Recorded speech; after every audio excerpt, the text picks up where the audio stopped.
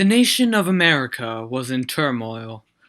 The Rock, Obama, had nearly destroyed the country by sending them into three failed wars against Narnia, the Republic, and Mars. It became clear that this man would never hold back forces from people who didn't like America. All hope was lost, until one man changed it all. Who is this man? Let's find out. I'm Jordan, and welcome to History Class. It was 1799 in Great Britain. 13 years after the American Revolution and 4 years since the death of the beloved Denzel Washington. But in Great Britain, no one really cared about the tough time going on in America. In fact, most of them were just enjoying their television shows, or as they called it, the telly. But one man by the name of Winston Churchill got tired of Doctor Who and decided to do something. Now, before anyone calls me out on Doctor Who not being around back then, let me remind you of TARDIS. Mr. Churchill was a young man who used to live in a church on a hill. That is how he received his name. His original last name had been Chick-fil-A. So Mr. Winston Chick-fil-A had noticed that America was in serious trouble. He was tired of it all, so he went into his workshop and emerged 3 days later with a brand new invention. The light bulb. Well, this brilliant idea sent the world reeling. Great Britain was suddenly less lazy, but more industrial. Churchill created many other inventions, such as microwavable popcorn, 3D, and the vacuum cleaner, with its patented catchphrase, "It sucks more than anything." Hence, the Industrial Revolution began.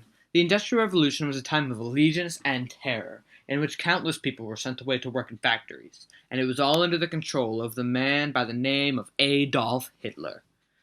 Hitler came to power after beating the King of England in a vicious game of rock, paper, scissors, to the death. When he won, he declared himself Führer of England. He attempted to buy Chick-fil-A's light bulb, which he had named the Edison, after his late great-grandfather, Thomas Edison, who had been the Prime Minister of Japan in 1699. When Chick-fil-A wouldn't sell his invention to Hitler, he was arrested and forced to work factories for the rest of his life. Unluckily for Winston Chick-fil-A, he lived for another 100 years. Fun fact! Winston Churchill was known for bringing in chicken to lunch every single day. So his co-worker, who had always idolized him, went on to found Chick-fil-A, the restaurant. Hitler had seized control of the factories and of all of the inventions made in Europe by the year 1805. Those who opposed him were called the Nazis. The Nazis were completely destroyed by the Nazis. Their leader, the Easter Bunny, was killed in a horrible plane accident which involved wolves, angry protesters, and a pregnant koala bear. I really hate the Easter Bunny. He thinks he's so cool. When this happened, Winston Chick-fil-A sent out a message to his trusted colleague in America, Abraham Lincoln. Lincoln was a friend of Winston. The two had gone to college together and were very close. The telegram went something like this. "Help me, Abe Lincoln. You're my only hope." At first, Lincoln wanted to stay neutral, but when Japan bombed a local rodeo in Houston, Texas, he had to enter the war. He started a program. It was called the Avengers Initiative. He rounded up the best heroes he could. Will Smith, Whoopi Goldberg, Liam Neeson, Harrison Ford, Tom Hiddleston, but he couldn't be trusted, and Barney. The members of the Avengers Initiative were called the Justice League of America. Lincoln dispatched them to Britain to defeat the evil Führer. Meanwhile, Hitler had his own suicidal team, the Suicide Squad, consisting of Harry Styles, Liam Payne, Niall Horan, Louis Tomlinson, and Zayn Malik. And together, they were the Beatles, right? No one will be offended by that? Probably. Who cares? They're all heading in one direction. The two squads clashed at the Battle of Gettysburg, deceptively named considering the battle took place at Cambridge University. This battle happened on Friday the 13th of April. This day would forever be known as Independence Day, because it was the day that John Rolfe made up the word independence, which is slightly less important in the grand scheme of things, but still very important. The two teams fought mercilessly, and there were casualties. For instance, Barney was unfortunately cancelled mid-battle due to a lawsuit from an angry Steven Spielberg who felt it infringed on the copyright for Jurassic Park. Zane, on the other side, was shot in the head by a bystander by the name of Deadpool. He was then thrown off the roof of the college. What? Is it still too soon? Sorry, One Directioners. You'll get over it. It's going to start to get better.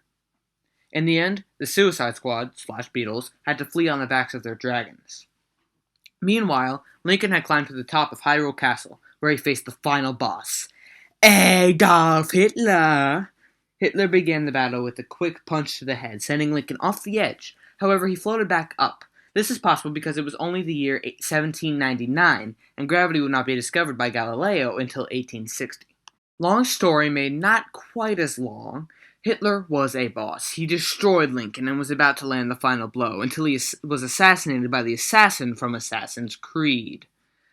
Back on the ground of England, the Justice League/Avengers were freeing the slaves. Then Lincoln gave his famous speech entitled, "Let them eat cake," in which he said the famous phrase, "Let my people go."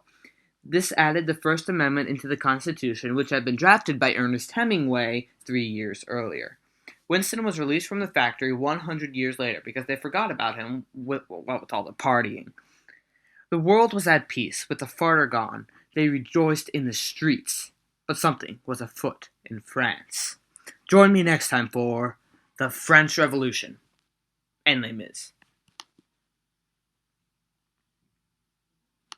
Oh yeah, and thanks to my good friend David Adamas for helping me write this episode.